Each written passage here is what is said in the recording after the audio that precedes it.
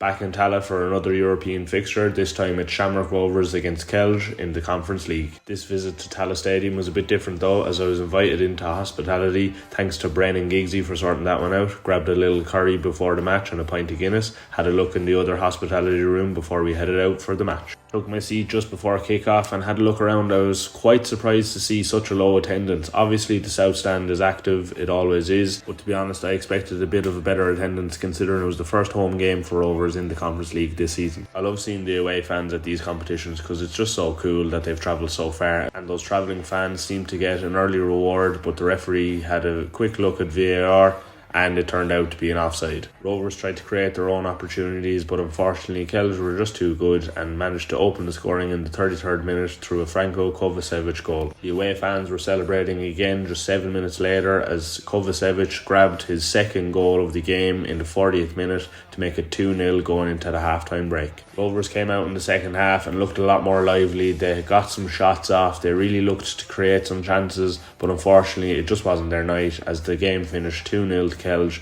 taking all 3 points back to Slovenia. Unfortunately for Rovers, I'm starting to think that I might be the problem, as I've only seen them lose twice and draw 0-0 in this competition. So I might just have to take a break from going to Rovers matches to let them actually get a few points on the board in Europe, and then hopefully I can see the Hoops win a match in person.